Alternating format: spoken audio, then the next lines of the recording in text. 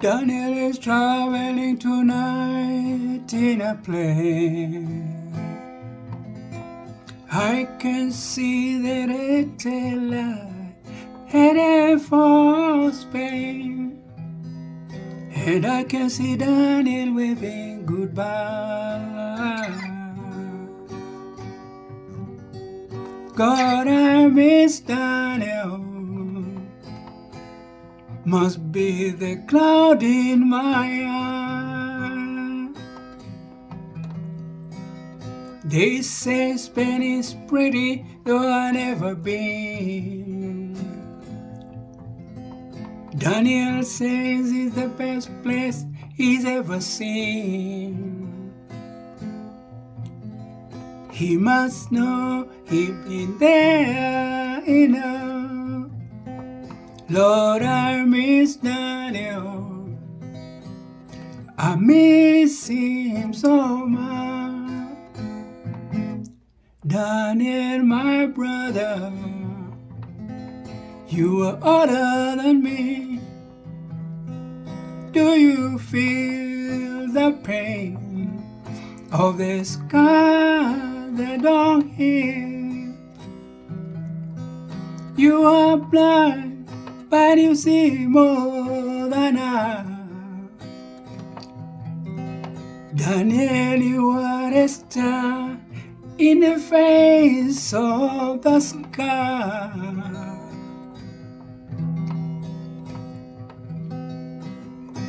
Daniel is traveling tonight in a plane.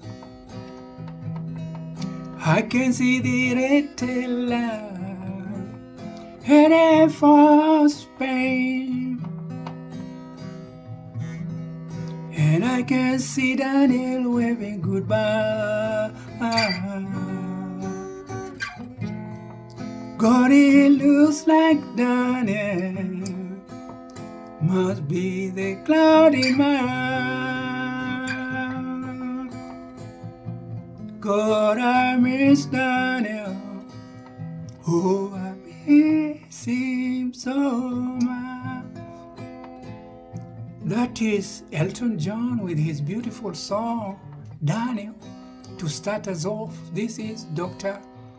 Gilbert Githere coming to your homes with another session of Mazungumzo. Very, very simple ideas. We try to discuss things that are happening in our life, changing our lives, sometimes extremely, because change is a must in human life. There is nothing as permanent as change. And change is tied to time. As time ticks, things change, ideas change, new paradigms come about. So now we are really in this pandemic,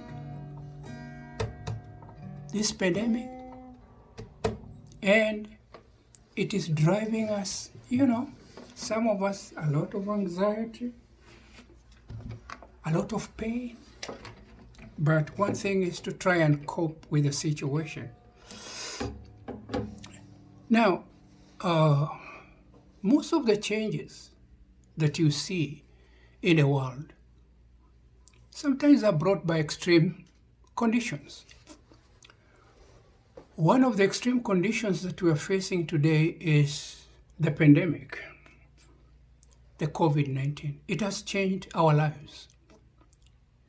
Sometimes, these are events and situations that arise, sometimes due to human mistakes, and then we ride them, they get in control, and life continues.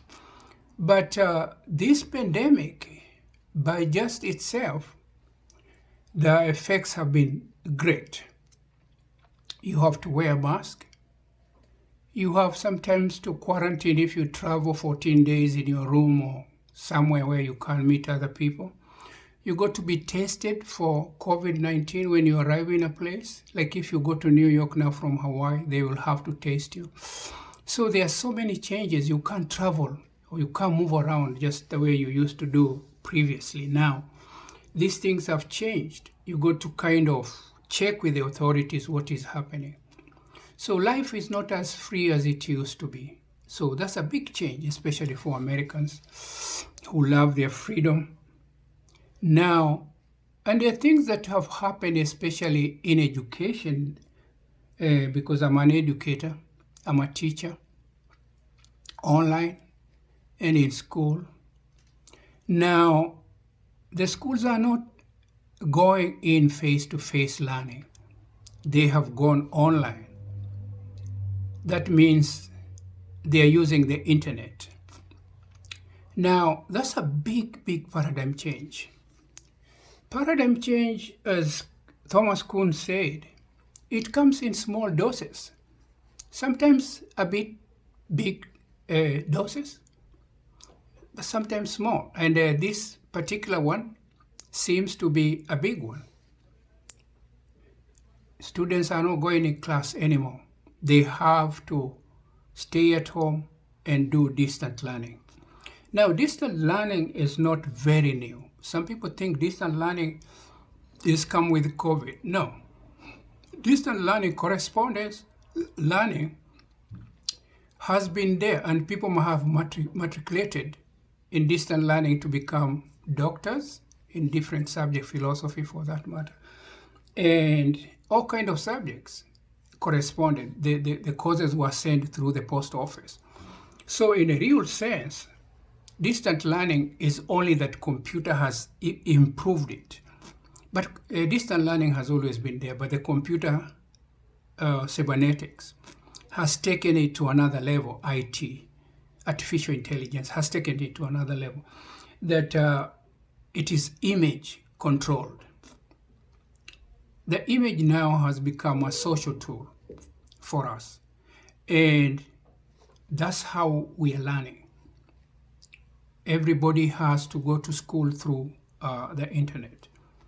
Now, you say this paradigm shift has got its own negativity and positivity. Positivity is that people, it seems as if in the end, we're going to save. People are not commuting to go to schools, like, for example, here in Hawaii where I live. You don't have to travel, might be from Mililani to Puno or Iolani or St. Louis or St. Star of the Sea or Kalani. So the distance of parents commuting is really reduced.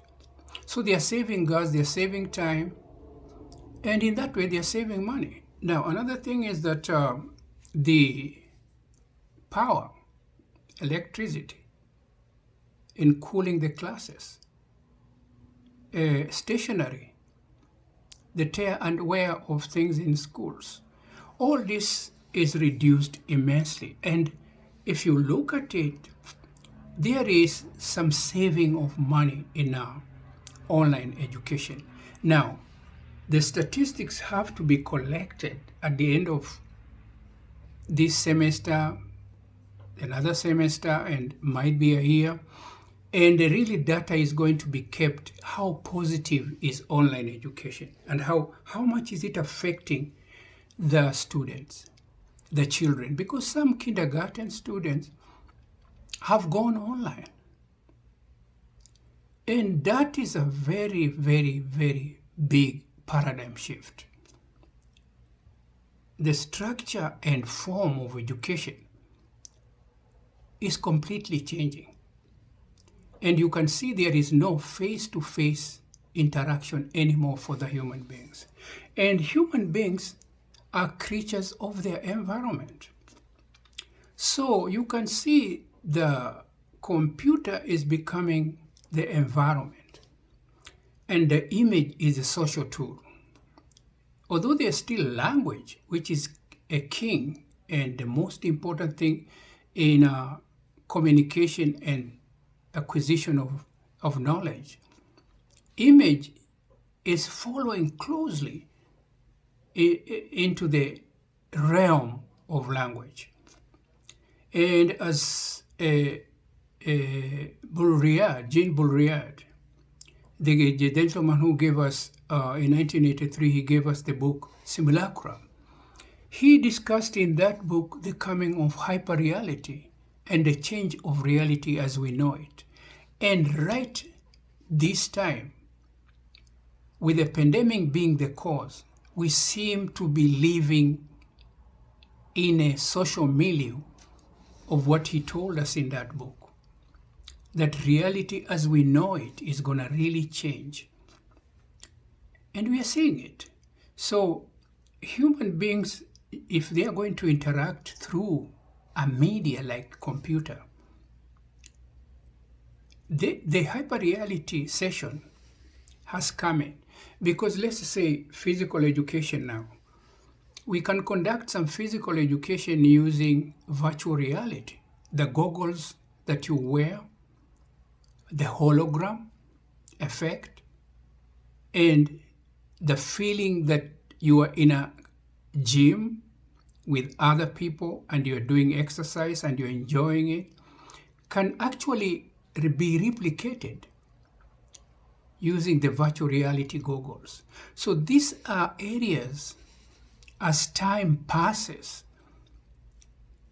different experts are going to explore how reality of, let's say, physical education and experiments in science and chemistry can be put into effect using virtual reality. Because there are areas very, very unexplored in online education. And one of it is the hologram effect and the virtual reality goggles that will make, the students feel, they're actually interacting with one another at PE time, physical education time, and many, many other things which they need to feel the togetherness. The togetherness might be brought by virtual goggles. Sometimes you find them being used in movies, and some of people actually hire. You go into a place and you actually experience as if you are visiting Yosemite, for example, as a tourist. But you are just actually wearing the goggles and the effect is so real. So these are areas also online education has not gone deeply into. And I'm thinking in a future, they're going to explore these areas. Now, the only thing I'm seeing that is really a huge paradigm shift is the savings. And it's going to help the climate, the weather. It's going to help pollution. People are going to be indoors more. They're going to be indoor more. And the environment is going to be less polluted. And the Gaia, or the environment, in a bigger way, Gaia is a universe. It has a habit of replenishing itself.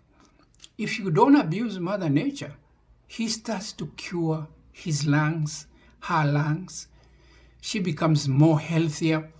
So as human beings become more creatures of online and practice their social activities become virtual, the less they're gonna pollute the environment. And you're gonna see big changes in the rivers, in the way the trees look, the birds, the animals. You're gonna see a huge effect because the reduction of pollution in the environment, there's nothing we need to date in the 21st century more than that. So I hope this change of lifestyle will help human beings. Might be they don't really mean it, but you see in some suffering, sometimes some good come out of it. I don't mean human beings should suffer, but funny enough, a little sacrifice, a little sugar, a little pain, makes things go down. So until we meet again, this is your host, Dr. Gilbert Githere, coming to your home just to kind of rapport with you. And if you see me, for example, by accident, you bump into me on the internet. This is a big world wide web. It's a big freeway. It's a huge freeway. You meet all kind of people. So if you stumble on me, bear with me. I'm just kind of trying to have rapport at these times when we are confined in. Oh, you say, oh, I know that guy. I met him in Nairobi. So until we meet again, and I hope you enjoy that song I opened the program with this Mazungumzo. This is your host, Dr. Gilbert Githere, saying ciao.